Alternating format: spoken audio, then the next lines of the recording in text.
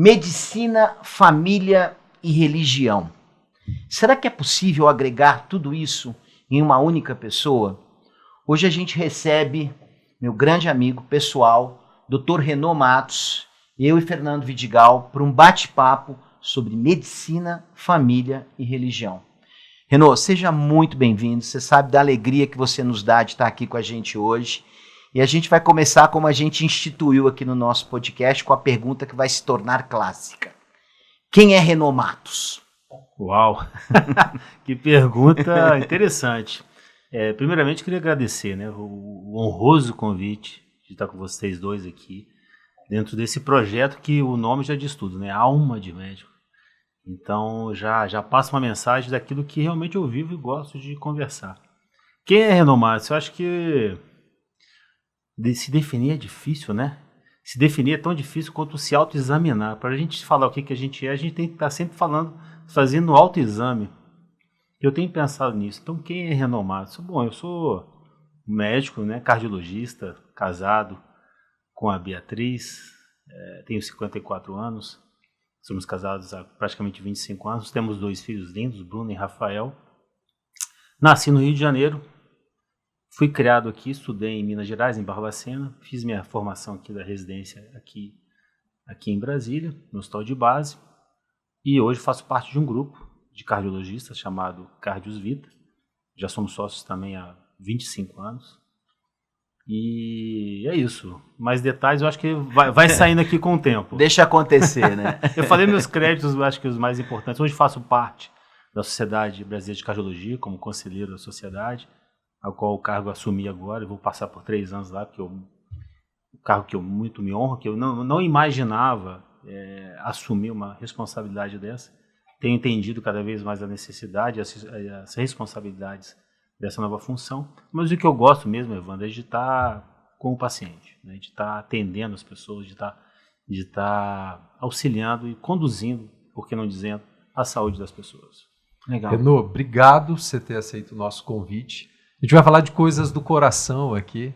E eu queria começar te fazendo uma pergunta. A Sociedade Brasileira de Cardiologia trouxe uma recomendação muito interessante, na minha opinião, inovadora, em relação à abordagem da espiritualidade nos pacientes cardiológicos. Acho que se estende para as outras especialidades. Entrando nesse tema, espiritualidade, como é que você aborda isso com os seus pacientes? E depois eu queria que você falasse um pouquinho da sua espiritualidade, o impacto disso na sua prática médica. Essa recomendação é uma recomendação realmente inovadora da Sociedade Brasileira de Cardiologia. A gente tem percebido nos nossos congressos o tanto que isso tomou uma proporção muito grande de toda reunião que abordava o assunto. Começou com reuniões pequenas e hoje praticamente sempre tem fila de espera para entrar nas reuniões dos congressos. Hoje, dentro da própria diretriz de prevenção de doenças cardiovasculares, existe um capítulo específico de abordagem da espiritualidade. Então, assim, na minha prática, vamos dizer assim, eu dentro daquela história clínica que a gente pratica no dia a dia, hoje eu pergunto se a pessoa ela exerce algum trabalho, vamos dizer assim, que envolve alguma função de caridade. Daí eu vou depois para perguntar se ela participa de alguma congregação, se tem alguma fé, e depois eu justifico para ela por que disso, né? Porque algumas pessoas ainda estão começando a entender essa abordagem, porque não é uma abordagem que até pouco tempo atrás não era uma abordagem natural, né? Você perguntar se a pessoa tem alguma religião, se ela participa de alguma igreja, se ela trabalha com caridade, assim por diante, porque as pessoas estão entendendo um pouco mais sobre isso, né? A gente tem falado um pouco isso com mais liberdade. Então, vai muito do meu feeling em relação ao paciente na qual eu devo abordar ou não. É mais ou menos assim. E você assim. Nota alguma diferença em termos de resultado dos seus pacientes que trabalham espiritualidade, aqueles que não trabalham? Você acha que isso, na prática, realmente tem um impacto? Porque, do ponto de vista científico, a gente tem visto um número de publicações crescente correlacionando o desfecho clínico com a espiritualidade, né? Mas você que tem já uma larga experiência, como é que você tem visto isso no dia a dia? Você acha que na prática faz a diferença? Um determinado perfil de paciente faz mais a diferença? Para que a gente possa isso, da mesma forma que a gente prescreve antihipertensivo, que a gente prescreve medicamentos, para que a gente possa até mesmo segmentar aí alguns perfis de pacientes para a gente poder orientar e fazer como se fosse, entre aspas, uma prescrição de espiritualidade. Como é que você vê isso aí para a gente poder incorporar? Dá para prescrever Deus? Interessante, boa pergunta, né? Eu acho que eu gostaria de poder prescrever Deus para todo mundo, até para aqueles que já conhecem, aumentar a sua dosagem de Deus, como também aqueles que não têm Deus na vida começarem a utilizá-lo, vamos dizer assim, ou conhecê-lo. Né? Eu acho que nos resultados, assim, Fernando, que a gente que observa e na prática, tem algumas pessoas que realmente você não tem, às vezes, como abordar no início, como também não tem como abordar no início o uso de algum medicamento. Se for um tratamento inicial, né, que eu vou recomendar que ele se espiritualize, acaba que eu não consigo fazer isso em determinado paciente. Alguns pacientes que já têm isso já embasado, que às vezes até já na primeira consulta já comunicam isso, já falam dentro do estilo de vida dele que ele tem, né, às vezes fica um pouquinho mais fácil da gente recomendar mais o que ele já está fazendo ou iniciar aquilo que ele não está fazendo. Talvez fazer com que o paciente possa despertar para essa situação. Tem um livro que eu li muitos anos atrás, na época da residência médica, do Dean Ornish, chama Salvando o Seu Coração. Dean Ornish é um cardiologista americano importante, famoso, médico do Bill Clinton, etc., que criou um método baseado no estilo de vida, em alimentação, exercício e também espiritualidade, onde ele comenta no prefácio do livro que a cardiologia, o coração, era um órgão muito interessante porque nele a gente via a convergência de corpo, alma e espírito. Eu gosto sempre de lembrar o contrário, de espírito, alma e corpo. Então, às vezes eu lanço mão desses recursos para chamar a atenção do paciente quando ele precisa realmente e pode, né, usar dessa estratégia ou desse auxílio na vida dele para essencialmente melhorar a qualidade de vida dele. Se ele vai ser um religioso maior, menor, e aí isso até é uma coisa que a gente pode comentar, o que é esse grau de religiosidade, porque as pessoas confundem exatamente a espiritualidade com religiosidade, algumas pessoas ficam... Muito comum essa confusão. Ficam aversas a isso, né? Até essa dificuldade de entender. E com o passar do tempo eu também fui vendo, assim, acho que a gente vai criando a experiência de saber com quem a gente vai falar mais ou com quem a gente vai falar menos, se a gente vai acelerar mais sobre esse assunto ou menos, né? Apesar de ser importante para todo mundo, eu tenho essa certeza, mas a gente tem que saber como abordar, como também abordar um exercício físico para um cara que já chega e fala assim, olha, eu não quero fazer exercício ou eu não vou parar de fumar. Existe muita... e aí nós médicos temos que mostrar as consequências disso. E aí, Evandro, até tomando a liberdade aqui, trazendo um pouquinho para a área da oncologia, não é incomum, Renaud, eu receber pacientes com diagnóstico de câncer e eu percebo nessas pessoas ressentimento, ódio, rancor, que na minha opinião está diretamente ligado à doença. Eu não tenho objetivamente como comprovar isso, mas essa relação fica muito forte depois aí de quase 20 anos tratando pacientes. E a minha impressão é que antes de prescrever um tratamento oncológico, eu gostaria e faço isso na minha prática clínica de prescrever para essa pessoa espiritualidade, um contato com algo superior, com Deus, para que ela possa, antes de fazer o seu tratamento, ela possa começar a tratar as causas dessa doença, né, Evandro? Eu acho que esse olhar além da doença, ele é muito importante. Em se tratando de câncer, a gente vê essa relação muito direta. E às vezes a minha vontade é de falar, olha, procura um diretor espiritual, procura uma pessoa que vai te conduzir nesse caminho, nessa busca de Deus, e que você possa, através desse caminho que passa por autoconhecimento, que você possa entender essa pessoa, a figura de Deus na sua vida, e que isso possa te ajudar nesse processo que você vai ter que passar agora. Eu acho que na cardiologia não é muito diferente, né? O coração está muito relacionado com a emoção, o coração está muito relacionado com a história do sentimento. Quando a gente fala que a gente ama alguém, a gente coloca um coraçãozinho, a gente faz um O coraçãozinho. vínculo emocional, Esse né? vínculo emocional do É coração. interessante isso. Então, esse lado, né, da espiritualidade, esse caminho que a gente pode talvez criar para o paciente que ainda não desenvolveu, ou que ainda não se atentou para a importância disso, é um caminho importante que eu acho que também aí na cardiologia você deve passar por isso diariamente.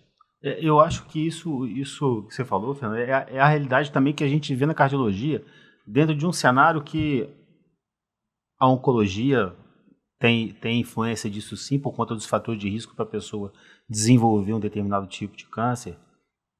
Vocês obviamente podem falar melhor do que eu da influência do tabagismo, da obesidade e assim por diante no desenvolvimento dessas doenças.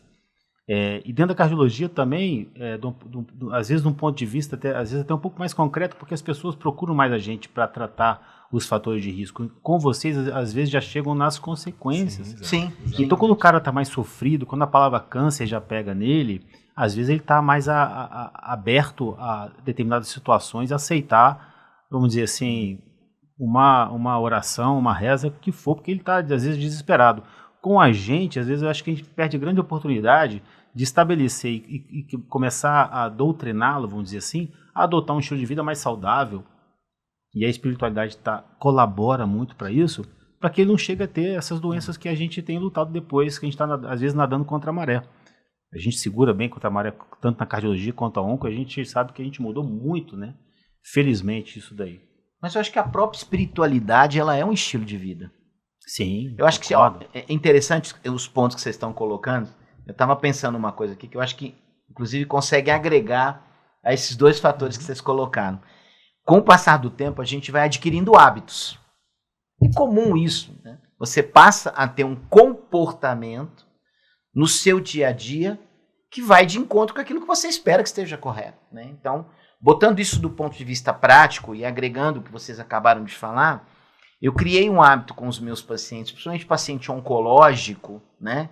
Que é um desafio grande, né? Que eu sempre falo muito para eles a seguinte frase, eu falo, olha, o homem ou a mulher que é doente do corpo é doente uma única vez. Mas a mulher que é doente do corpo e da alma, ela é doente 2 vezes. Porque o corpo você consegue trabalhar do ponto de vista medicamentoso, você consegue agregar situações que possam ajudar a melhorar o corpo. Mas a alma depende muito mais de como a pessoa se comporta. Então tratar o doente que é só doente do corpo é muito mais tranquilo. Mas o doente que tem a doença da alma, da negatividade pela doença do câncer, da negatividade por uma hipertensão severa, que vai obrigar ele a ter mudança de hábito alimentar, eu acho que esse doente ele é muito mais difícil de ser abordado. E nesse contexto, independente de qual caminho que você vai chegar a isso, mas eu acho que a espiritualidade ela passa a ter um fator, eu arrisco a dizer, tão importante quanto a questão medicamentosa. E eu acho que também tem muito da identificação do paciente com o médico. Por exemplo, se você procura um médico que você sabe que ele faz atividade física, que é um cara que tem uma qualidade de vida boa, ele vai se identificar com você, ele vai acabar fazendo aquilo. E eu acho que nós, dentro desse cenário de recomendar a espiritualidade, não tem como a gente recomendar algo que às vezes a gente nunca nem conheceu, nem nunca passou na porta. Então o fato da gente hoje ter essa oportunidade de recomendar, e se nós médicos, a gente realmente, não estou falando que todo médico tem que estar espiritualizado, sim, mas isso seria muito bom, importante, pelo menos conhecesse um pouco disso, para poder prescrever de uma forma mais concreta. Então a gente sabe os benefícios do exercício físico. Tem gente que está caminhando no parque direto, correndo com fone de ouvido, escutando, né, uma música boa, etc. Então você pode falar do benefício disso. E você começa a criar uma dependência química. Outra coisa que eu gosto muito de usar é que não existe dependência química só de coisa ruim. Você pode ser um dependente químico de coisas boas, de coisas boas. Agora, você fez o comentário do perfil do médico, veio uma coisa na minha cabeça, que teve uma vez uma paciente minha que procurou um cardiologista, que não era você, e ela falou, doutor, ele cheirava cigarro. Como é que eu vou confiar num cardiologista que fuma? Então, a questão do hábito do médico, e aí eu vou ampliar um pouco, né, Fernando? A questão da espiritualidade, do comportamento, do respeito, de você não tentar criar nada impositivo, não só do ponto de vista medicamentoso, mas do ponto de vista de comportamento, de espiritualidade. Eu acho que obrigar você gera umas circunstâncias muito ruins na prática do Lógico. dia a dia, né? Lógico. Então é isso, é mostrar que não é só o medicamento, mas é a caminhada no parque. E aí a gente precisa colocar um pimento maior aqui que está faltando, que é em relação à questão do contexto familiar. Porque é difícil, por exemplo, como é que a gente faz? O que é mais importante? Eu anotei aqui para te perguntar. O que é mais importante? Família, medicina ou religião? Como é que a gente pré-estabelece? O que eu vou valorizar mais? Em qual momento eu passo a ter como sendo mais importante? Né? Agora é a minha família? Agora é a religião? Agora é a medicina? Tem algum dinerzinho que eu posso mudar de direção? É como se fosse na época a gente já tem uma idade que tinha aqueles equalizadores, né? Lembra? Mais grave, mais agudo. Como é que onde você vai achar o ponto ideal da música? Ou então o cara rodando aqueles pratinhos, né? No circo. Quando tá caindo, você tem que rodar. Então, assim, só um tópico que eu acho interessante em relação ao que você falou antes, Evandro, eu vou voltar para a pergunta, mas é a questão de ser o exemplo, como ser o exemplo, se a gente deve realmente recomendar formalmente os benefícios, e aí a gente vai conhecendo com o passar do tempo, os benefícios da espiritualidade, ou se você for chamar da religiosidade. Eu gosto muito do termo da intimidade com Deus, buscar uma intimidade com Deus. E essa intimidade você só vai ganhar se você tiver relacionamento com Deus. Eu até falo para algumas pessoas assim, você vai provar das grandes maravilhas que Deus tem para você a partir do momento que você tiver relacionamento e intimidade. Eu brinco até, se for homem, eu falo, cara, quando você saiu com a sua namorada a primeira vez, você não teve aquela intimidade que você queria dela, não é? Você teve que buscar ela, você teve que sair com ela, você teve que se abrir para ela e escutar ela também. Então, às vezes, esse relacionamento com Deus é muito de busca, é de falar com Deus, mas também saber de ter um tempo, cara, preciso escutar. Não é um monólogo, é uma relação. Sim. Então, esse relacionamento, essa intimidade, essa maravilha que Deus vai dar, só vai vir com esse relacionamento que a gente tem que buscar. E isso é feito com o quê? Com empenho. E com o mesmo benefício que o cara vai fazer a corrida dele meia hora no parque, não vai ser só domingo na igreja. Eu falo que vai resolver a vida dele. É acordar, é chegar no consultório, é falar, eis-me aqui, pessoal, vamos aqui, vamos fazer uma oração antes da cirurgia, antes desse tratamento, porque isso é musculatura espiritual. O mundo espiritual, ele é gigante. Ele é muito maior do que o nosso aqui. Eu creio nisso, né? Então, quando a gente entende isso, quando a gente valoriza isso, e a partir do momento que a gente começa a ter esse relacionamento com Deus, o nosso olhar no campo espiritual, ele muda também. E o seu olhar como médico também. Muda também. A sua maneira de abordar o paciente, a sua maneira de discutir um prognóstico, um diagnóstico, um prognóstico, uma implicação de tratamento, muitas vezes uma notícia que não é boa, né? Eu acho que tudo isso impacta para você na hora de conversar com o seu paciente. Como se relacionar com a notícia boa e a ruim, né? E tudo isso permeado dessa espiritualidade, dessa sua religiosidade, que te tornou, então, essa pessoa diferente, esse médico diferente, que entende o paciente não só dentro do espectro da doença, né? Mas entende ele dentro de uma biografia única, que faz com que você tenha que entrar até mesmo em assuntos que antes, lá atrás, na época que a gente se formou, a gente não discutia isso, né? Uma particularidade, uma intimidade minha, eu posso revelar que não tem problema nenhum. Algumas pessoas perceberam que eu me mergulhei mais nessa questão do relacionamento com Deus a partir do momento que eu congregava, eu participava de um determinado tipo de religião e fui para uma outra. Mas eu sempre gosto de salientar que a mudança que eu fiz me causou benefício por uma única e exclusiva mudança, que foi exatamente entender o que é Deus, entender como é que eu me relaciono com Ele, entender os benefícios que eu tenho de me relacionar com Ele. E isso foi muito interessante, Evandro e Fernando, porque às vezes eu chegava no consultório, via minha agenda, falava, nossa, que agenda cheia, caramba, puxa, tomara que fulano de tal, às vezes que tem muita coisa, desmarque a agenda, ou que ele venha outro dia, mas hoje eu não quero receber essa pessoa. E eu comecei a entender que eu estava tudo errado. Na verdade, eu tinha que pedir, obviamente, como minha função como médico, de amenizar o sofrimento das pessoas acima de tudo, eu tinha que estar capacitado. Porque, obviamente, se a pessoa não vem, um dos prejudicados sou eu também, de não recebê-lo e não atendê-lo, e, obviamente, eu vivo disso. A partir do momento que eu cheguei, comecei a ver na minha agenda e pedi para Deus me capacitar para atender aquelas pessoas, independente do como elas viessem, isso mudou muito o meu cenário e minha prática. E é uma coisa que o Bonito isso, né? Esse lado humano, de uma maneira tão sincera. Reverter, Sim. né? reverter. Sair de uma situação que poderia ser negativa e conseguir enxergar Dá um sentido uma sobrenatural. situação... Isso, É isso aí. Acho que essa é a palavra. E você falou uma coisa há um tempo atrás também, que dessa questão da origem, né? Às vezes do câncer, que você vê que são pessoas, às vezes, que têm um rancor, que têm uma amargura, que têm uma mágoa, que eu chamo de má água que está circulando dentro da pessoa e que acaba que brota uma doença, que você sabe que a origem está muito nisso. E muito interessante, porque eu tinha dificuldade de entender a ingratidão, sabe?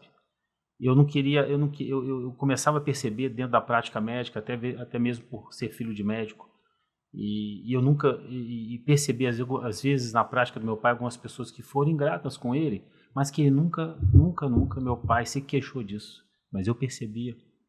E eu também faço questão de não levar isso para frente para o meu filho, para não mostrar que medicina é assim, que a vida é assim, mas que as pessoas ingratas, a ingratidão é só a ponta do iceberg de um contexto, de uma pessoa que às vezes não teve perdão, ou que não conseguiu perdoar. Uma doença emocional maior. Uma doença emocional maior, que é só a ponta, sabe? Aquilo ali, às vezes, não é só um paciente, o cara pode chegar no balcão de uma companhia aérea e ter um comportamento. Sim. Não é que ele teria em qualquer lugar, não é só dentro do consultório médico, a gente tem que entender isso. Às vezes a gente pega, né, o médico pega pra gente algumas situações que a gente acha que com a gente não pode acontecer nada de errado. Que nós somos, às vezes, perfeitos e exigimos um comportamento perfeito. Não é, né? E voltando para sua pergunta, né? Separa a família, trabalho, a espiritualidade, dá para separar, mistura tudo. Eu falo que é uma missão toda hora, né? Assim, a missão de ser hoje o pai, o marido, o médico, uma pessoa que eu tenho funções dentro da igreja, enfim, e é difícil separar as coisas, né? E rodar os pratos ao mesmo tempo, de uma forma equilibrada, o médico, o cardiologista, que eu não deixe de dar assistência e atenção para meus pacientes, que eu consiga fazer as coisas que eu preciso e gosto de fazer dentro da igreja, e obviamente ter um tempo separado para minha família, que é muito importante. Se você perguntar para mim qual é o mais importante, eu vou dizer, obviamente, que a relação com Deus é a mais importante, porque ela é que vai me dar força para exercer essas outras duas funções. Mas se eu for te falar em carga horária, aí é difícil, né? Não dá. Eu acho que uma coisa ou outra, uma hora vai ter mais coisa, outra hora vai ter menos coisa. E a história da qualidade do tempo, né? Eu acho que a gente, enquanto médico, a gente passou por várias fases, né? A gente viu colegas médicos mais antigos com famílias totalmente destruídas. A gente tem histórias, obviamente não é uma regra, mas a gente viu histórias, né? A gente, como médico, já presenciou isso. Agora a gente vive um momento muito mais de equilíbrio e talvez um momento muito mais de repensar o tempo não naquilo que a gente mede em segundos, mas na intensidade e na dita qualidade do tempo com a nossa família. Porque às vezes estar 5 horas com alguém sem estar presente não significa nada. Sim, nada. E às vezes você ficar 1 hora almoçar com seu filho, 15 minutos, demonstrando afeto, carinho, presença, exemplo, talvez seja muito mais importante. Eu acredito que você faça isso e equilibre muito a sua vida nessas esferas dessa maneira, pensando muito nesse tempo de qualidade, né, Ana? Quando eu me tornei pai, nasceu a primeira filha, depois veio o segundo filho, e eu vi que o tempo estava cada vez mais escasso para ele. Se eu pudesse voltar com o tempo hoje, com a visão, aí ficaria fácil, né? Sim. Com a visão que eu tenho hoje de vida, talvez eu teria usado mais meu tempo com eles, né? Em determinadas situações. Mas onde eu quero chegar é que eu liguei para um amigo meu, hoje, grande amigo ainda, Sebastião Vidigal, lá de Barbacena, psiquiatra, foi meu padrinho. Sobrenome, conhece? Deve ser meu parente. Parente, né? Vidigal? Vamos vasculhar. Psiquiatra, meu padrinho de casamento, hoje tem 70 anos de idade, o Tião, que eu chamo. Eu falei, Tião, eu tô aqui numa situação, me ajuda. Tô com pouco tempo para ficar com minha família, tô trabalhando demais, plantão, etc. Ele falou, Renaud, olha, isso aí é uma situação boa. Se você está se sentindo desconfortável, porque isso é importante para você, é pior se você não estivesse lembrando da sua família. Mas, cara, o tempo que você tiver é qualidade. O tempo que você tiver é qualidade. Eu acho que hoje, para os pais que talvez estejam nos escutando, que vão nos escutar, é um desafio cada vez maior, principalmente quando o filho está menor, né? Porque, ou não, Porque hoje existe uma série de distrações e aquele aparelhinho, né, que é o nosso famoso aparelho celular, hoje ele é uma grande fonte de informação e tentação para te tirar a atenção daquilo que às vezes você quer, às vezes, utilizar, que é o tempo com seu filho, o tempo com a sua família.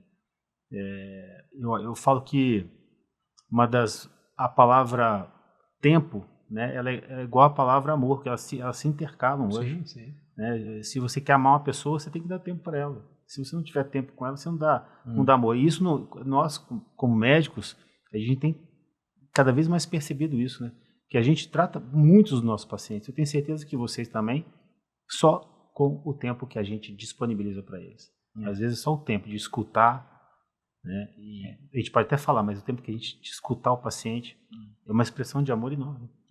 A consulta, eu penso muito nisso, a consulta às vezes ela é terapêutica. Às vezes o tratamento que você tem que oferecer para o paciente é a consulta. Ouvir, né? Muitas vezes recomendar ao paciente que ele tenha tempo para ele, que ele comece a valorizar a pessoa mais importante na vida, que é ele mesmo. Né? Eu bato muito nessa tecla, porque a gente tem que pensar um pouco mais fora da questão da parte medicamentosa, da parte de utilização de exames laboratoriais, de exames de imagem. Eu brinco muito, eu tenho brincado muito com os meus pacientes. Você já viu um papel chorar? Você já viu um papel sentir dor? Você já viu um papel sangrar? Você nunca vai ver isso, né? Pode parecer até uma brincadeira, mas é verdade. Porque se a gente não conseguir intercalar, né, o que a gente é no dia a dia, o que a gente espera com a nossa família, com a nossa religião, para colocar isso à disposição do paciente, a gente vai começar a ser um técnico. Ah, você tem uma dor no peito, eu quero um eletrocardiograma, uma prova de esforço. Ah, você está com um exame de sangue, um marcador tumoral alterado, eu quero saber se você tem câncer de pulmão. Né? Então, se a gente não tiver uma mudança desse comportamento na prática do dia a dia, né, eu acho que aqui a gente está vivendo momentos um pouco distintos. Você tem um filho que está no meio da faculdade, a minha terminou agora, eu tenho certeza que o Fernando, um dos dois, provavelmente também vai fazer medicina, porque o pai é médico, a mãe é médica, isso acaba tendo uma certa interferência, né? Se a gente não aproveitar o que a gente tem hoje para mostrar para esses meninos, né, meninos no sentido mesmo, cronológico, de idade, que eles precisam entender a medicina de uma forma muito mais ampla do que um exame complementar, né, do que o papel está dizendo para você, a gente vai começar a ter uma medicina mecanizada. Isso é muito ruim. E a gente perdeu isso, né, Evandro? Acho que você tocou num ponto, perdeu. Né, Renan? Acho que você vai, como cardiologista, a gente tem uma visão, eu tenho uma visão extremamente positiva. Para mim, o nosso grande médico talvez seja o cardiologista, é algo meio intuitivo que a gente tem, que a gente guarda isso. Mas o médico, na consulta médica, talvez ele tenha perdido aquele encanto que um dia que o motivou a fazer medicina, né? Parece que quando a gente lembra, a gente vê nossos tios, os avós, né? Para quem tem aí pessoas mais antigas, sempre falavam, nossa, o doutor tal, a consulta dele era o tratamento, era a recomendação, era tudo. Com o passar do tempo, eu acho que esse é um tema legal para a gente falar aqui, a gente foi adquirindo tecnologias e encurtando esse tempo de escuta, encurtando esse tempo tão relevante, que para mim é sagrado. Uma consulta médica, ela é sagrada, da mesma forma que uma celebração religiosa. Ali você está diante, para mim que acredito, do próprio Cristo, talvez, né? A gente entende isso, né? Estive doente, foste lá, me curaste, cuidaste de mim, e ali a gente perdeu isso, né? Talvez hoje as consultas sejam muito rápidas, a gente escuta muito pouco. Técnicas. A gente procura ser muito técnico, falar de tratamentos, de tecnologias, sem ouvir a dor do paciente. Você acha que está um pouco assim mesmo? O que você acha que está mudando nessa medicina nova que a gente tem aí? E o que você acha que a gente está ganhando e o que a gente está perdendo? Perguntas amplas aqui. Eu acho que a gente vem vivendo um momento aparentemente, por tudo que você falou, que é verdade, mas eu vejo ainda uma luzinha cada vez mais brilhando no final do túnel lá. Porque, veja, até os tratamentos, Fernando e Evandro, até os tratamentos nas nossas áreas, cardio, oncologia, ginecologia, eles estão cada vez mais clínicos, concorda? Os medicamentos que estão chegando, os recursos Sim, tecnológicos sim. dos medicamentos estão cada vez mais Sim, quentes, sim. impedindo que o paciente, às vezes, necessite fazer mais exame que ele precisa, ou fazer uma cirurgia que, às vezes, ele pode retardar ou não fazer, dependendo do caso. Então, eu vejo que essa situação, como vocês comentaram, de realmente escutar, né, de dar atenção, do tempo que a gente precisa, que uma coisa também interessante que a gente tem que... É difícil não falar isso, mas os meninos precisam saber, né, que a educação financeira, a gestão do consultório, e às vezes também estão extremamente preocupados com uma remuneração precoce, antes da sua formação. Sim, sim. Resultado antes do trabalho. Né? Resultado antes do trabalho.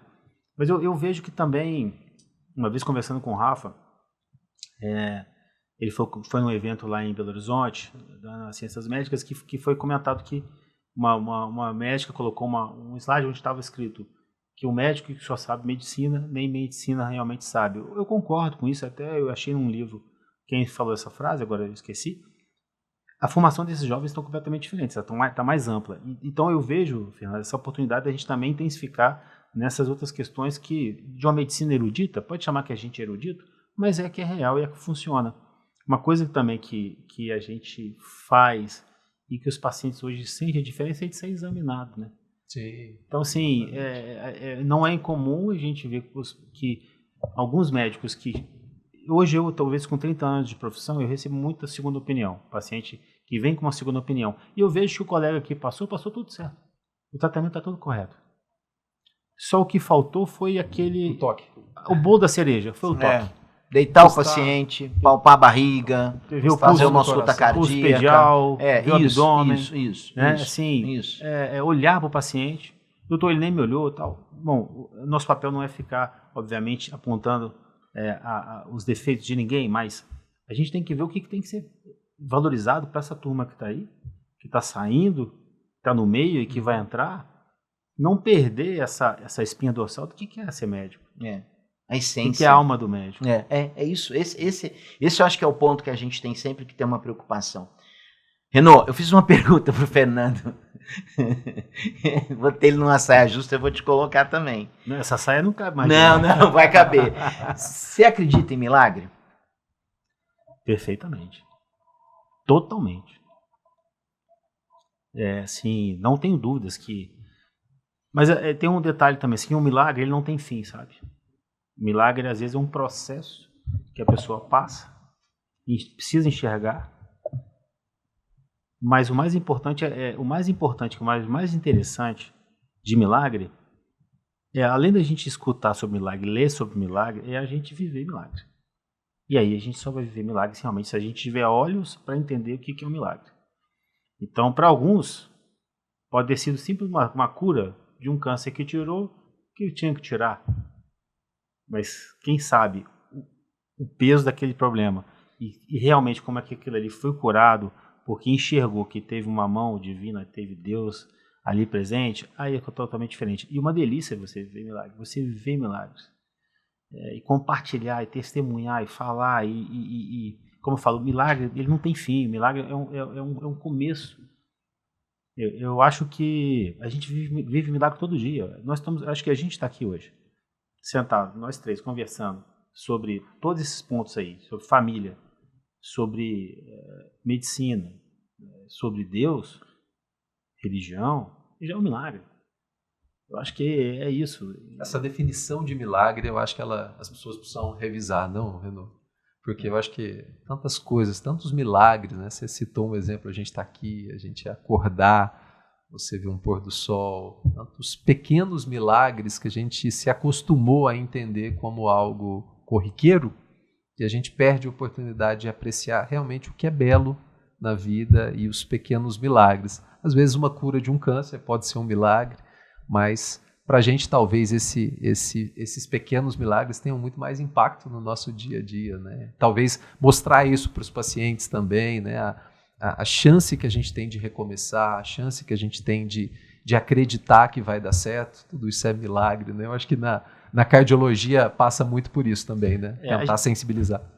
Sem dúvida. E a gente passou por um período que foi complicado, que foi a Covid. Sim, e quantas pessoas, né, que a gente conhece ou conheceu, ou ainda conhece na verdade, falou, cara, meu pai ou minha mãe foram salvos, foi um milagre.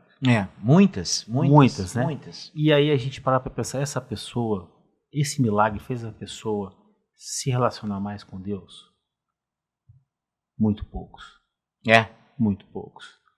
Fiquei internado no UTI, fiquei em coma, ECMO, etc. Essa pessoa, como é que ela está hoje? Então eu estou dando exemplo da pandemia, porque a gente viu muitos casos graves, muitas pessoas foram salvas e muitos milagres realmente aconteceram. Mas isso tornou as pessoas mais espiritualizadas. Vamos ver como é que está o mundo hoje, tanto que ele está polarizado.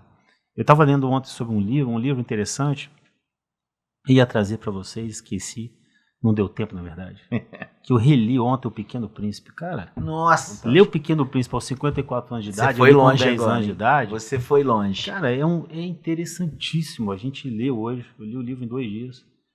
O que aquele livro quer passar de mensagem de relações humanas, cara? É fantástico.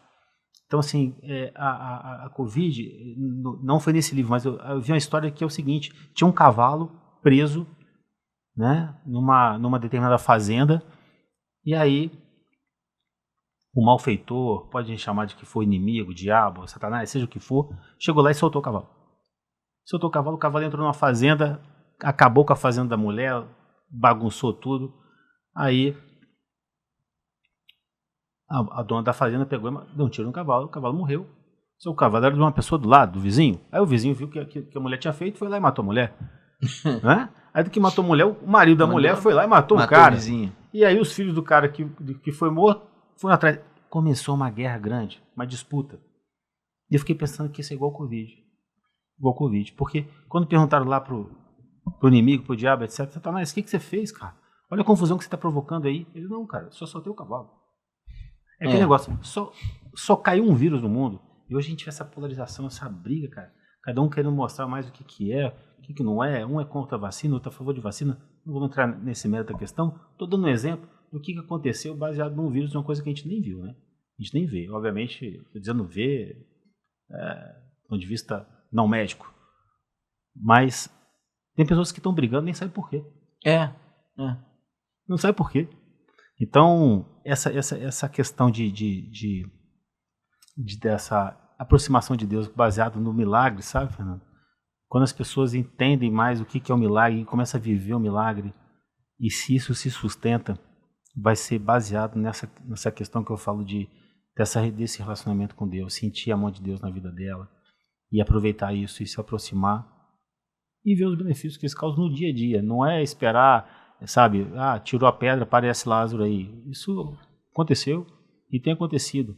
Mas a gente pode ver um dia que você, às vezes, ia pegar uma pessoa da escola e seu carro furou o pneu, mas foi bom porque você não sofreu um acidente. Enfim, uma série de coisas que no dia a dia a gente vai vendo aí que é um milagre, né? Renaud, eu acredito muito em ciclos.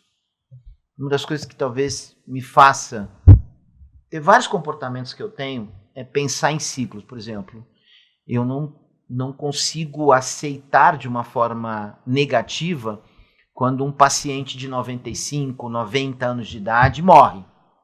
Eu não acho que isso seja uma situação que tem que ser visto negativamente, né? Porque, afinal de contas, biologicamente falando, e depende, claro, do nosso comportamento, se você vive 90 anos, você viveu um tempo dentro do que é esperado. Não quero julgar o mérito da questão de como você viveu, né? Como foi a sua vida nesses 85, 90 anos. Mas eu acredito muito nessa questão dos ciclos. Então, quando a gente vê, por exemplo, o Fernando ontem comentou a respeito de um menino extremamente jovem, com uma doença rara, que infelizmente vai ter um prognóstico muito ruim, né? E aí isso aconteceu com ele há um tempo atrás, o Fernando veio comentar agora, e aí eu fico pensando assim, esses ciclos vamos chamar que se fecham precocemente, quando você perde um paciente com 20, 25 anos de idade, com uma doença cardíaca severa, você acha que isso é normal? Dá para aceitar isso de uma forma? Como é que você consegue associar essa questão de um paciente jovem que vai a óbito, pensar na família desse paciente, pensar se a religião realmente tem alguma interferência dentro desse contexto de uma pessoa que normalmente a gente não espera. Ninguém acha que vai morrer com 25, com 30, com 40 anos de idade. Dá para pensar nisso de forma diferente? Eu vejo... Essa situação me fez lembrar um paciente que faleceu quando tinha 36 anos de idade. Um grande risco que a gente tem é aceitar diagnóstico, às vezes. Às vezes você vai pegar uma segunda opinião e o paciente vem com um diagnóstico, parece que é aquele diagnóstico mesmo, às vezes você aceita. Quando digo aceitar, porque é tão claro às vezes, parece tão claro, e esse paciente ele desenvolveu depois um quadro mais grave e acabou falecendo super jovem, e eu me lembro muito bem da mulher e filho no consultório. Aquilo me entristeceu por um grande tempo, e um bom tempo. E depois eu fiquei pensando nessa situação, por que isso acontece? Por que a morte, quando ela fica evidente ou ela nos ronda, por que isso incomoda tanto, né? E a verdade é porque eu tenho chegado à conclusão que a morte nos incomoda porque a gente nasceu para ser vivo. A gente não nasceu para achar a morte natural, a gente nasceu para ser vivo. Deus quer que a gente nos mantenha e nos esforce para estar vivos. E aí vem uma situação atípica como essa, é muito difícil sem compreender. Agora, o que a gente tem que pensar? E eu tenho certeza disso, que não acaba aqui. Não acaba aqui. Esse é um ponto interessante. Não acaba aqui. Com certeza, eu acredito que a gente pode ter e deve ter pensado numa vida eterna, só que essa aqui é uma parte dela. Ontem eu li no Pequeno Príncipe, né, falando sobre a rosa que ele tanto cuida, ela tem uma vida efêmera. E o Pequeno Príncipe fala, o que é efêmero? É aquilo que acaba rápido, pode acabar de uma hora para outra? Então, a nossa vida é efêmera. Isso teria sentido? Deus faria um mundo tão maravilhoso, tão perfeito, tão com detalhe para nossa vida não ter valor, ser efêmera? Claro que não, sabe? Então, esse entendimento e essas situações de grande sofrimento, como você comentou, que uma pessoa jovem falecer, ou adoecer, ou lutar contra uma doença mais grave, ou ainda está lutando, eu acho que só existe um caminho, que é realmente ter a esperança, que só Deus pode dar na gente, e acalmar e fazer a gente entender. Porque senão fica um vazio. Vai ficar um vazio e as pessoas não vão saber conduzir isso. Com certeza, vocês que trabalham com doenças graves, pessoas com doenças graves, eu tenho pacientes que têm a insuficiência cardíaca, vamos dizer, é o câncer nosso. Fazer as pessoas melhorarem de qualidade de vida, fazer com que elas abram olhos para uma espiritualidade, para buscar ter um entendimento do que a vida é muito mais do que só essa parte aqui, aí vai depender realmente de cada um. Abrir esse coração, essa chave de abrir esse coração, não é fácil. Tanto que a palavra diz que, muitas vezes, que a palavra de Deus está sobre o coração, exatamente porque ela vai estar em cima, mas se não abrir, ela não vai cair. Quem pode abrir, aí, como eu gosto de falar, é o Espírito Santo de Deus. E eu acho que é nessas situações extremas, né, Renaud, que a gente vê o grande impacto da espiritualidade. Né? A gente que lida com câncer, a gente lida muitas vezes com pacientes com diagnósticos incuráveis, muitas vezes... Eu ia te passar essa pergunta agora, que bom que você já está entrando nela, porque de nós três aqui, o que mais deve sentir isso na pele é você. Exato. A gente tem toda essa lida com esses muitos pacientes, infelizmente, com doenças incuráveis, né? E é aí que a gente nota essa grande diferença da espiritualidade, né? Essa vivência, esse entendimento do algo sobrenatural, né? É como se você sublimasse esse sofrimento físico, humano, e você traz isso para uma dimensão diferente. Eu acho que é essa visão que a gente precisa trazer para esse paciente, e aí até mesmo para essa família, né? Porque muitas vezes o paciente se vai e fica uma esposa, fica um pai, né? Quando você inverte a ordem natural da vida, fica um irmão. E é justamente aí quando a gente entende a espiritualidade como um bálsamo que vem acalmar, que não vem tirar o sofrimento, mas que vem trazer paz. São coisas diferentes, que vai sofrer, muitas vezes vai, mas que aquele momento de sofrimento um dia ele passa e aí fica a paz. Então, esse entendimento da espiritualidade, ele faz com que, na minha especialidade na oncologia, seja fundamental a gente discutir espiritualidade. Eu discuto com o paciente, eu discuto com a família, dentro de uma dimensão não ligada necessariamente à religiosidade, isso é um outro tópico, você já bem comentou, Mas esse entendimento aí, ele é muito importante na minha área, acho que na cardiologia, com seus pacientes de insuficiência cardíaca, a gente entender esse ciclo que se encerra com 90 anos é muito fácil. Essa é a verdade. Agora, você encerrar esse ciclo com 25, 30, 35 anos, com uma mãe com 4, 5 filhos pequenos indo visitá-la num leito de morte, é muito triste. Então, isso, se a gente não souber trazer espiritualidade para essa família e, ao mesmo tempo, se nutrir da nossa espiritualidade enquanto médico, para você seguir em frente, porque você sai daquele leito, você vai para o consultório, tem mais 12, 13 pacientes, numa situação diferente, mas também com a sua carga de sofrimento. Então, essa resistência que a gente tem, ela vem muito desse aspecto, né? Por isso que a gente tem que discutir, por isso que a gente tem que cultivar e estimular isso, não só para os pacientes, mas também para os nossos colegas de profissão, para que a gente possa cuidar bem, mas ao mesmo tempo não deixar de se cuidar. Você falou uma coisa, assim, são duas palavras que estão na palavra de Deus, né? Que você falou de entendimento de paz, né? Então, Deus é capaz, nesses momentos, de trazer uma paz que excede a todo entendimento da vida. Exato, isso é bíblico. Então, assim, essa situação, se você estiver próximo, né, com essa religiosidade, com essa espiritualidade de uma forma mais ampla, aí a gente consegue realmente entender ou fazer com que as pessoas possam viver essa paz. Porque esse estilo de vida próximo de Deus é exatamente essa palavra, sabe, Fernanda? Paz. Onde a gente pode alcançar, a gente quer o quê? A gente quer paz em tudo. A gente quer paz na nossa saúde, a gente quer paz na nossa família, a gente quer paz nas nossas finanças, a gente quer paz com nossos amigos, com a nossa sociedade. É isso que a gente quer. Não é? Então, como é que a gente vai alcançar essa paz? E como é que a gente consegue ter alegria? Uma palavra que me marcou virada do ano é alegria. Esse é um ano de 2025, tem que ser um ano de alegria. Né? Pô, que legal. E como é que vem essa alegria se o cara está doente? Vocês conseguem ver pessoas doentes, estão doentes, né? Mas são alegres. De onde brota essa alegria? E ao mesmo tempo eu também vejo pessoas que, por se aproximarem de Deus, por se espiritualizarem, eram doentes da alma, doentes que expressavam no olhar delas que elas eram doentes e coisas tão diferentes, porque, como diz o Pequeno Príncipe lá, né, no livro está lá escrito que o essencial é invisível aos olhos, e por isso que é importante a gente enxergar com o coração. Pô, muda. A partir do momento que você muda o seu coração, sua mente foi renovada, você muda a forma de você enxergar a vida. Então, às vezes o cara fala, isso aqui é uma doença, mas eu vou passar por isso aqui, vamos embora. E não só isso, a gente vê às vezes que alguns pacientes, a partir de uma doença do corpo, se curam da alma. Paradoxal isso, né? Sim. É estranho, mas é interessantíssimo entender essa relação.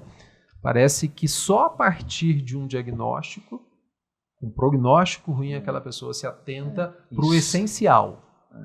Aí ela começa a pensar, o que é realmente essencial? Será que essas brigas, essas discórdias, tantas coisas aí que as pessoas se ocupam de uma maneira errônea, será que isso é essencial? Será que viver cada dia entendendo que o essencial para mim talvez sejam coisas muito mais simples, que estão bem distantes aí desses objetivos? Então, essa situação ela é antagônica, mas ao mesmo tempo ela é muito bela, né? Ela traz aí o sentido maior que talvez, entre aspas, faça sentido uma doença. E em relação, por exemplo, à dor, né? As pessoas falam assim, a pessoa se aproxima de Deus, se espiritualiza na dor ou no amor? Muito mais na dor. Muito mais, sem sombra de dúvida. Muito mais na dor. Sem sombra de dúvida. Muito mais na dor, mas eu também tenho entendido às vezes que, cara, Deus ama tanta gente que até uma dor Ele permite que a gente tenha para falar, eu estou te chamando aqui, você não está me vendo, então deixa eu te falar, vai doer teu joelho aqui, eu vou ter que fazer uma troca de joelho aqui, você vai sentir dor, vai ter que fazer fisioterapia, estou dando um exemplo de outra especialidade, mas vai libertar sua alma. Mas vai libertar sua alma, cara, vem para perto de mim. Isso é muito interessante, né? É o sofrimento do corpo, vamos filosofar aqui, é o sofrimento do corpo que leva a uma libertação da alma. É isso aí. É o que permite que você possa se enxergar como ser humano, como uma pessoa que tem defeitos, que tem problemas, que precisa mudar a questão do comportamento. Eu passei por isso. Eu me sinto confortável para falar, você sabe disso. Você passou uma noite comigo na UTI, naquela situação que eu vivi, que foi necessário um sofrimento físico gigantesco, preocupante, né? Mas ao mesmo tempo que me levou depois a ter um entendimento do quão importante era a questão do contexto familiar. E eu me lembro de você falando nisso claramente.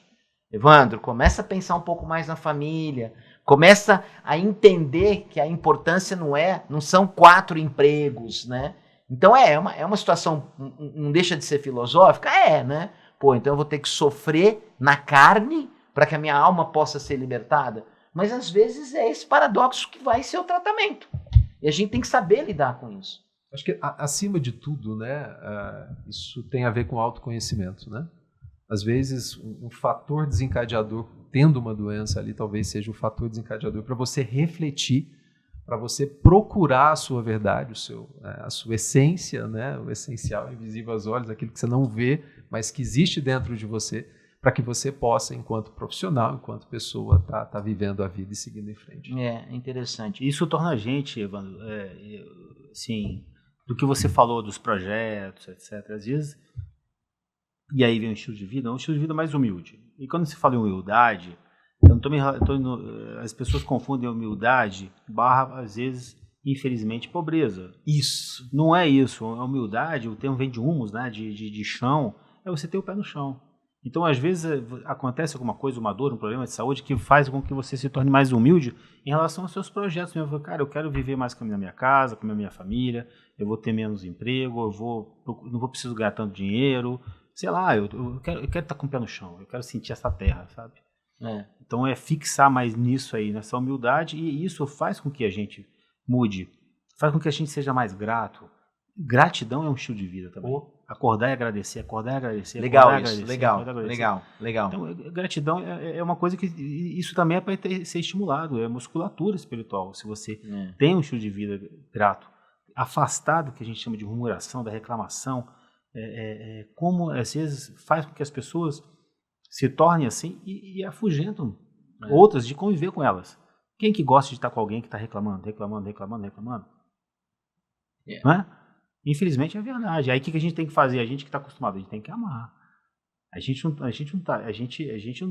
escolhe quem a gente deve amar. Amar é decisão, né? Perdoar é decisão. A gente tem que tomar essas atitudes e dar esse exemplo. Como médicos mesmo. Sim. Como é dentro do consultório médico, a gente tem que dar esse exemplo, a gente tem que saber o que fazer. E recomendar. E aí que está o grande lance, né, da nossa responsabilidade como médicos, como cardio, oncologistas, ginecologistas. Cara, você tem que estimular o perdão. Que isso, doutor? Você não sabe o que meu marido fez comigo, minha esposa, não sei o quê, meu filho e tal. Cara, você tem que perdoar. Deixa eu só fazer um comentário aqui. Nosso diretor aí, nós já estamos há quanto tempo aí Porque para mim parece que passaram-se 2 minutos. Dá uma checada no tempo aí, porque eu acho que aqui a gente tem 2 pontos que eu preciso comentar com o Renault. Não sei se eu tenho aí, ó. Então já são mais 3 pontos aqui. 50 minutos já? Tá, vamos tentar ver se a gente não perde essa oportunidade. Já quero aproveitar e fazer um comentário aqui, Renault, que você vai precisar voltar. Porque a gente tinha que ter feito... Não, precisa voltar, Renault. Porque a gente tinha feito 2... E o Fernando foi muito feliz na colocação dele. Nós tínhamos pensado em 2 pontos para discutir. Esse que a gente está discutindo, e eu queria muito falar sobre a questão hormonal, falar mais de cardiologia na essência da palavra. Então nós vamos... o convite está feito, não tem não nessa história. Vamos trazer você de volta para a gente poder falar de hormônio, falar um pouco mais dessa questão do contexto técnico da medicina. Tá? Mas eu queria, assim, fazer uma pergunta para você, que eu acho que talvez seja mais até do ponto de vista prático, pensando como paciente que você vai atender, né? Eu acho que pensando mais no contexto do que as pessoas que vão assistir esse podcast podem pensar. Você se depara numa situação que eu acho que deve acontecer na rotina sua. Você atende um paciente, esse paciente tem uma doença grave. Ele vai ao seu consultório, sozinho, né? Ele chega lá, você vai ter que dar um diagnóstico para ele, ou de uma abordagem cirúrgica cardiológica, ou de um tratamento que tem um prognóstico reservado, uma situação que é mais grave. Como é que você consegue, nesse contexto, aproximar a família e tentar trazer religião dentro da sua terapêutica? Como é que você não vai ficar preso só no teu receituário? Como é que a gente trabalha isso na prática do dia a dia? Uma coisa a depender da situação, como você falou, do diagnóstico, se a pessoa está sozinha ou não. A primeira coisa que eu fico pensando é estabelecer uma relação médico-paciente que eu vou precisar de mais tempo com aquele paciente do que o normal. Situações assim de uma gravidade maior que vão envolver um tratamento crônico mais puxado, vamos dizer. Eu começo já falando para o paciente que aquela consulta não vai acabar hoje. Ótimo. Aquela consulta vai acabar outro dia, que a gente ainda vai determinar que dia que vai ser. Isso tem, como eu falei, isso tem acontecido com uma certa frequência, que acontece com vocês também, de chegar um paciente que está com um saco de exames na mão. Ixi. E às vezes ele veio Uma bíblia para terceira ou quarta consulta porque ele quer uma opinião. E o que ele precisa é de tempo, como eu falei um tempo atrás. Então, assim, a primeira coisa que eu tento passar é falar, essa consulta está começando hoje, mas não está acabando hoje. Não sei se eu estou frustrando o senhor ou não, mas na verdade eu preciso de tempo para a gente estudar a sua situação, para as coisas ficarem bem claras, para que a gente possa oferecer para o senhor o melhor tratamento no momento que lhe é permitido e possível. E também não deixe de oferecer o que tem melhor, sabe, Evandro? Assim, em relação a exame, em relação a tratamento. É importante a gente deixar sempre claro para o paciente o que existe no mundo. A gente não pode... Aspecto técnico impecável. Aspecto impecável. Se eu não posso, se eu não tenho, não quero, tudo bem. Está lá no prontuário, está escrito.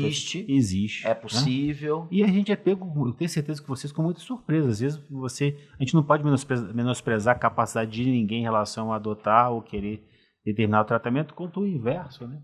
Sim.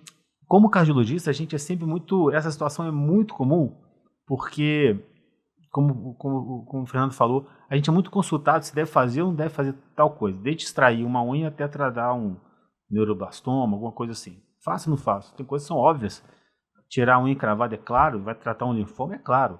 Mas mesmo assim a gente é consultado com quem faz, onde faz, se deve fazer, se não faz. Parece que a gente está sempre ali, a pessoa está sempre preocupada em ter um problema no coração. E é verdade, durante um tratamento ou não. Ou às vezes até como um gerente da saúde. Então, essa situação, se faz, vamos supor, uma punção, hoje eu recebo muito, né? Vai fazer um risco cirúrgico comigo, vai fazer um tratamento, uma punção na coluna lombar, que está com a lombalgia crônica, aumentou esse tipo de procedimento. Faça ou não faça, doutor? Você acha que vale a pena? E às vezes a pessoa está com 90 anos de idade, né? Com muita dor. E aí? Né? Faz ou não faz? O risco cirúrgico é maior, mas o cara está com dor. Então essa situação, que às vezes não precisa nem chegar nessa gravidade como você está falando, mas às vezes numa gravidade ou numa complexidade que os pacientes têm se apresentado porque estão vivendo mais. Eu até brinco que, especialmente os oncologistas, tinham que, às vezes, dividir algumas coisas com a gente, porque a gente, às vezes, hoje as pessoas, não morrem mais, porque a medicina avançou de uma forma tão grande, mas aí está vindo uma outra complexidade, né? Aí cai um dente, aí às vezes fratura um pé, e isso, pequenos incêndios dentro de uma floresta que pode pegar fogo de uma vez, Sim. Como é que a gente apaga aquele incêndiozinho ali sem pegar fogo no restante? Então, respondendo a sua pergunta, eu acho que a gente precisa... Como é que eu tento sair dessa situação? Sair no sentido de me envolver nessa situação com o tempo. E transparência. Acho que o termo... a situação de gravidade, transparência, mas ser enérgico, mas afetuoso, sabe? A gente é enérgico no sentido de tem que ser transparente, tem que ser claro, mas a forma de passar, e aí vem essa situação. O médico tem que ser humano? Como é que a gente... É uma pergunta, e aí eu passo para vocês também. Como é que a gente ensina a pessoa a ser humana? Para esses jovens, né? Você é professor de universidade, como é que a gente ensina a ser humano? O que é ser humano, né? O médico já nasce pronto? Eu tenho um amigo meu que brinca, não, Renault, eu já conheci você desde 6 anos de idade, você já era médico. Que era meu vizinho de porta, meu pai era médico. Mas eu concordo com ele. Eu acho que a gente não escolhe, a gente é escolhido. A gente é escolhido, eu acho que isso que é verdade. Agora, para quem é escolhido, aí você, às vezes, ele tá cego, sabe? Ele tá cego, você precisa, às vezes, descortinar, tirar, às vezes um coração empedrado, Cara, para de ficar pensando só nisso. Vamos trabalhar a essência do que é ser médico, a alma do médico, o que é. Pô, você foi feito para amenizar o sofrimento, cara. Você vai sobreviver disso? Perfeito. Você estudou pra caramba? Perfeito. Você merece ganhar super bem? Perfeito, claro. Você faz o que pouca gente faz? Faz. Você precisa ser remunerado por isso? Beleza. Sim. Mas, pô, você não pode fazer coisas que não são coerentes com a prática de um médico. Renô, o que você deixa de mensagem aí para essa geração nova de médicos que está chegando no mercado? Boa. Você tem seu filho aí no 4º período. O que mudou na medicina e o que não muda na medicina? Pô, isso é bom, hein? O que muda, o que não muda, né? O que mudou e o que não muda. O que mudou é a velocidade. A velocidade da informação, a velocidade do acesso que eles têm. Hoje você vê eles pegando pouco no livro. Eu adoro o livro, eu estava aqui encantado com a sua biblioteca. Eu acho que eles pegam pouco no livro e o que eles precisam é realmente contato com o livro. Beleza, que seja um livro digital, mas de tempo com o livro, ter tempo de cadeira. Né? Colocar realmente, não ter pressa de ganhar o mundo de uma forma excessivamente rápida, como às vezes está sendo colocado para eles de uma forma simples, né? Fácil, porque você pode colocar no chat GPT como trata o colesterol. Ele vai te responder. Não é? Então é só ir na farmácia, comprar o remédio ali e acabou, não preciso do médico. Mas até quando? Como é que vai ser isso? Se eu tiver um efeito colateral, aí como é que eu vou procurar alguém? Isso mudou, né? A velocidade de informação talvez seja a grande transformação aí da medicina. E eles têm essa grande possibilidade de catapultar isso de uma forma que, se tiver realmente ligado às questões humanas, né, de enxergar o paciente, de não deixar, Fernando, acho que se falar para o meu filho, né, que ele está bem ali, de falar para o meu filho que ele não pode deixar de escutar o paciente, de ter tempo, de procurar ter uma medicina, exercer uma medicina que ele tenha tempo para o paciente. Isso não muda, né? Isso não muda, não pode mudar. Isso não pode mudar, a gente tem que valorizar, a gente tem que chamar atenção, o professor de universidade tem que chamar atenção, porque isso não pode mudar, isso não muda. Né? Agora, você falou o que pode mudar, né? Como é que é o negócio? Isso, o que pode mudar? O que mudou, você já trouxe bem. Eu acho que a velocidade de informação, a maneira de adquirir conhecimento mudou. Obviamente o mundo mudou. Essa geração nova, ela cresceu com a internet, nasceu depois da internet, inclusive. E isso realmente mudou. E o que não muda? Você falou de ouvir o paciente, você falou de questões humanísticas. O que mais que você citaria aí que eu acho que não pode esquecer, que não pode faltar ali no dia a dia do médico para ele conseguir fazer medicina com amor e respeito? Na cardiologia, o eletrocardiograma muda? Tem mudado porque cada vez a gente tem mais recurso digital para dar laudo, né? À distância. Tô com o eletro aqui no braço. No watch. A interpretação, né? Às vezes até hoje tem softwares que já dizem se o paciente tem chance de ter mais fibrilação atrial no futuro ou não tem mais chance de ter infarto. A gente está caminhando por alguns recursos assim, incríveis em relação a isso. Deixa eu puxar para você dividir com seus amigos aí, deixa eu te botar numa saia justa. O livro do Enéas Carneiro é ultrapassado? De jeito nenhum. Nunca, né? Maravilhoso. Fiz o curso com o Enéas. Incrível, uma semana lá em Belo Horizonte, toda segunda-feira. Desculpa, São Paulo. Mas eu fiz em BH. Belo Horizonte. Eu fiz em BH. Estava no internato quando eu fiz o curso em BH, lá no auditório da sua universidade, da UFMG. Foi incrível. E eu acho que a gente precisava de mais Enéas. Sabe? Né? Legal ouvir isso, legal. A gente precisava de mais enérgico. Legal ouvir isso. Né? Sério, responsável. Né? A gente precisa de cada vez mais Enéas. Porque Enéas já fazia um confronto, né, com uma realidade. Enéas já mostrava que sentou na cadeira para assistir aula, cara, deixa eu te falar, só sai depois da minha aula, ao meio-dia. Se você quiser ir no banheiro, vai antes, senão você vai depois. Não pode distrair, senão você pode perder coisas importantes. Então, eu acho, Fernando, que como você falou que não pode mudar, não é isso? Não pode mudar. São 3 coisas, eu acho que são essenciais para um médico, um jovem médico saber. Para o Rafa, assim, 3 coisas básicas muito importantes que é estudar muito. Não a parte técnica tem que saber. A parte também essa parte humana. Então eu separei em 3 pedaços, né? Você tem que ser muito bom tecnicamente, você tem que estudar, você tem que ser um cara diferenciado tecnicamente, obviamente que isso acoplado, aliado a outras coisas hoje que eles gostam. Por exemplo, o Rafael gosta muito de gestão, ele entende muito mais de mercado financeiro do que eu, porque esses meninos já tiveram outras informações, já tem aula sobre isso na universidade, na faculdade, né? Sim, sim. Então, assim, tem uma formação técnica aliada a outras questões que envolvem o que é ser uma pessoa, ser um médico, né? Que não é só, obviamente, saber o Harrison de cima para baixo, precisa, né? Eu lembro que meu pai me deu um Harrison de presente, e muito interessante que ele me deu um Harrison em 1995, deu de presente e falou assim, meu filho, essa é a nossa Bíblia, leia um versículo. Aqui tem o César. Os dois, né? E ele estava lá escrito, leia um versículo cada dia que vai mudar a sua vida. Meu pai nem sabia que ia gostar depois no futuro de também ler a Bíblia todo dia. Então é isso, se a gente lê o Harrison todo dia, não tem como você ser um médico ruim, não é?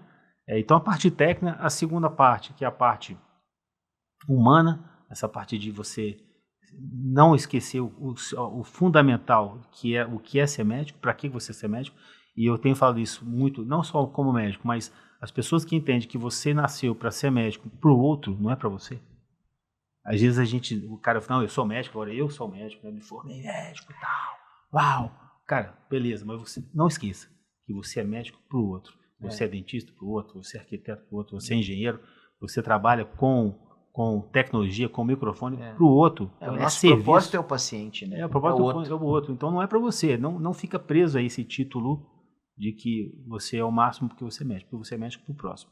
Então a parte técnica, a parte humana, saber que você está trabalhando para o outro, que você foi formado, criado para ser para o outro. E a terceira parte seria a parte realmente para buscar ser alguém realmente disponível. Um médico, ele precisa de uma disponibilidade. O paciente exige isso de você. E essa disponibilidade também vai fazer diferença. Que é difícil, não é? Então, amabilidade é fundamental, capacidade técnica é fundamental e disponibilidade também acho que é fundamental. Isso a gente não pode deixar de mostrar para eles que é necessário para que eles sejam. Se a gente for colocar um médico de sucesso, quem que é um médico de sucesso? Bom, aí a definição pode ser... Depende do que é sucesso. Depende do que é sucesso. Aí teria que vir outra vez aqui para falar sobre o que é sucesso. Mas você vai precisar vir outras vezes aqui. Eu acho que se o Rafa, né, vamos dizer assim, conseguir desempenhar a função de médico com essas três funções bem equilibradas, eu acho que se a gente for colocar como sucesso, e sucesso para mim é você entender cada vez mais o propósito de que o que é ser médico, aí vamos dizer, tá certo. Incrível. Vamos fechar com uma história. Eu tinha comentado isso com você. A história. Você disse que tinha duas. Vamos lá. Pra gente fechar com chave de ouro. Eu tenho uma história boa em relação ao que você falou, a fé, né? O desenvolvimento de fé. Uma experiência, vamos dizer assim, né? Eu tive uma experiência de um paciente meu que eu tratei ele desde 2004, mais ou menos. Ele era paciente do meu pai, esse paciente teve um infarto. Eu tratei dele por mais de 20 anos. E é uma pessoa muito querida. Hoje eu continuo tratando da esposa, eu trato da família. E eu estava um dia numa casa de uns amigos e a esposa me ligou dizendo que ele tinha tido uma parada cardíaca na casa dele, no Lago Sul. E eu saí de lá diretamente, deixei a Beatriz em casa, consegui deixar a Beatriz, estava no caminho. E fui para a casa dele. Quando cheguei lá, vi aquela situação de uma parada cardíaca, né? Parada cardíaca, esse hospitalar, a gente sabe do risco que é, do paciente realmente vir a óbito. O SAMU chegou, começaram os processos de reanimação e aí conseguimos levar ele para o hospital. E eu fui no meu carro, ele na ambulância com o pessoal, a equipe do SAMU, chegamos lá. Como ele chegou na minha frente, quando eu cheguei ele já estava no leito, o pessoal ainda fazendo procedimento de reanimação, medicamento, choque, etc. E a gente já estava mais ou menos com uns 34, 35 minutos de tentativa de reanimação.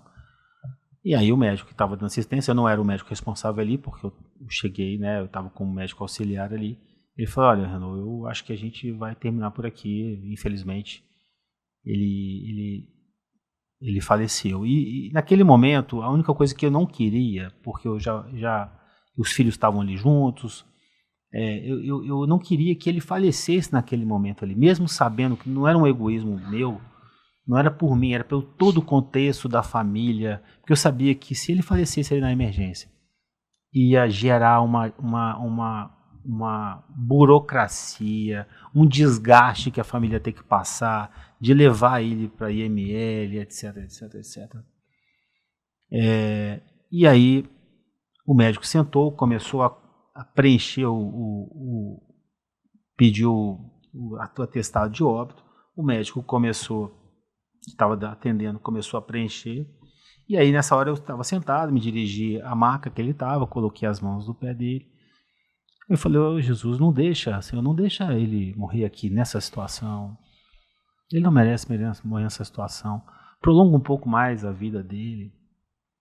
E que eu pensava o seguinte, se eu conseguisse prolongar pelo menos mais umas 24 horas da vida dele, colocar ele dentro de uma UTI, eu sabia que o destino e o sofrimento para a família ia ser menor. A gente que trabalha com paciente grave, a gente sabe que se o paciente, vamos dizer assim, falece dentro do hospital, as questões às vezes são mais organizadas Sim. e são menos doídas para a família.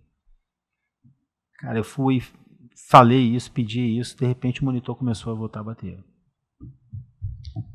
E aí o colega falou, tá batendo. Eu falei, tá batendo, então vamos tentar. E começamos as manobras novamente, adrenalina, etc, tudo aquilo que vocês já sabem. E conseguimos levar ele para UTI ainda vivo. E isso era por volta de 1h da manhã, mas quando chegou às 6h da manhã ele faleceu na UTI. E aquilo que eu imaginava que fosse desenrolou de uma forma menos doída, com ele dentro do hospital, assim por diante, a família se acomodou. Aquilo aí para mim, eu falo isso porque os filhos estavam ali e viram isso, né? O médico estava preenchendo o atestado de óbito.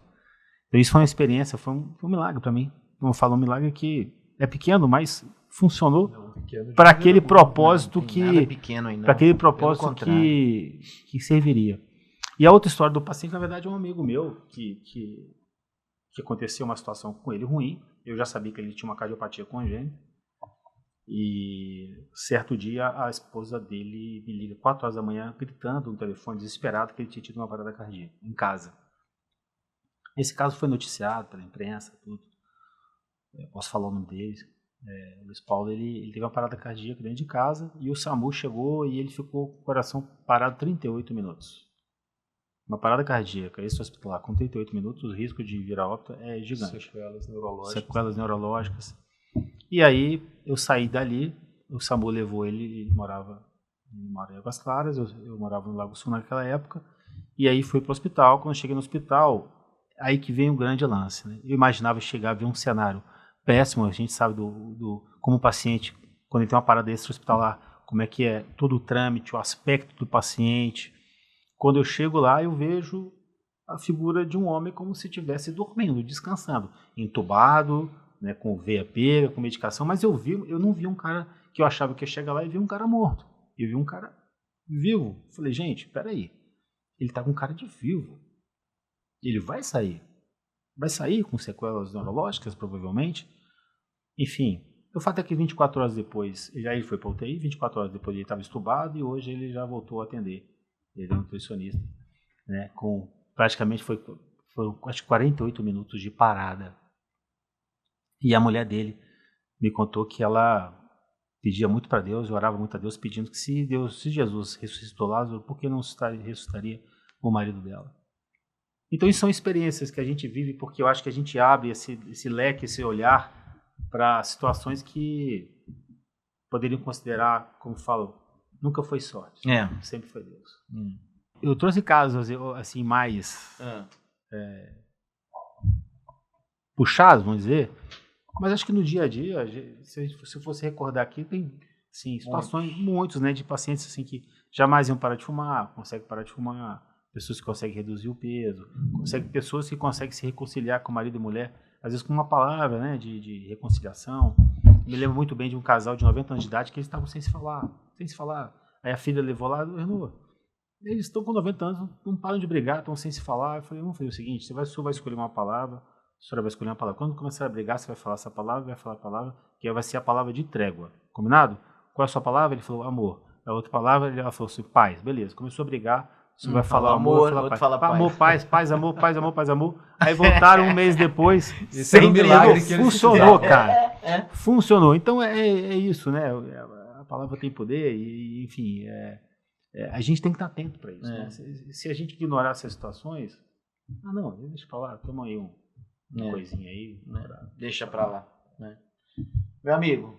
Excelente, Anô. Muito obrigado, viu, por esse momento que você teve aqui com a gente, pela possibilidade de dividir com a gente a sua experiência de vida enquanto médico, né? Eu acho que enquanto ser humano, na busca do seu propósito, o impacto que você tem na vida dos seus pacientes é gigante, e poder dividir isso com a gente é uma alegria imensa, e com todo mundo que está ouvindo a gente, todo mundo que está desfrutando aí dessa sua experiência de vida, que realmente ela é muito inspiradora. Que seu filho siga esse mesmo exemplo, siga esse mesmo caminho, que ele vai seguir num caminho muito bom. Cara, obrigado. Eu não vou falar muita coisa, porque você sabe o tanto que eu te admiro. Eu só queria pedir, assim, vou falar até olhando mais para a câmera, que vocês pudessem não deixar esse tipo de bate-papo que aconteceu hoje ficar preso a poucas pessoas. Então, se vocês puderem compartilhar, se vocês puderem dividir com pessoas que são importantes para vocês, porque fica muito claro no que a gente fez aqui hoje em relação o quão importante é a família, o quão importante é a gente ter uma crença religiosa, independentemente de qualquer que seja a sua crença, mas que a gente possa entender que a medicina vai muito mais além do que um exame, muito mais além do que um remédio, muito mais além do que aquilo que a gente possa imaginar na prática do dia a dia. Renan, obrigado de coração. Você brincou, eu vou aproveitar o seu comentário e vou fazer. A nossa consulta não acaba hoje. A gente vai precisar de alguns retornos e de novas consultas, porque eu acho que a gente tem muita coisa para agregar nesse projeto que está começando aí. Obrigado pela confiança, viu? Eu que agradeço, foi uma honra estar aqui com vocês, esse projeto lindo aí, Alma de Médico. Eu tenho um projeto com o Rafa, espero também poder recebê-los num futuro próximo. Estamos estruturando também, que a gente tem um projeto que chama CIEMED, né, que é sobre o que é esse tema? Saúde, experiências e amor. E tem tudo a ver com isso aqui. Pô, que legal, a gente não pode deixar fragmentado isso, separado. Muito obrigado, foi uma honra conversar com vocês, me senti em casa. Pô, que legal. Esse projeto lindo que eu tenho certeza que vai, tomara que chegue a muitos e muitos colegas e, enfim, aqueles que se interessem pelo tema. Eu acho que o projeto de vocês, eu quero ser igual a vocês, sabe? Ter essa disponibilidade, essa vontade de fazer. Não, mas você tem. Esse desejo você sabe que você tem. E eu espero, e eu queria só, para fechar a minha fala aqui, não quero me estender mais, mas quando eu cheguei aqui eu recebi essa caneca linda deles aqui. Essa é sua. Alma de Médico. Essa é sua. Essa é minha. Então, ontem eu li sobre presentear, sobre gratidão e exatamente sobre caneca, né? O que acontece quando você recebe um presente como uma caneca? Eu recebi, isso aqui é um meio físico, né, de você presentear, mas acima de tudo essa caneca eu tenho certeza que sempre vem com amor, né? Sim, muito. Então quando você recebe isso, vai junto com essa caneca o amor e a gratidão. Quando a gente presenteia, a gente está só desenvolvendo a gratidão que está dentro da gente. Então, se eu pudesse passar uma mensagem para quem está escutando, exerça a gratidão na sua vida. Obrigado pela caneca. Obviamente, obrigado pela possibilidade de estar aqui. Pô, bom demais. Obrigado, cara. Valeu, obrigado gente. Mesmo. Obrigado, viu? Prazer. Valeu. Irmão, mais uma. Obrigado, gente. Obrigado mesmo.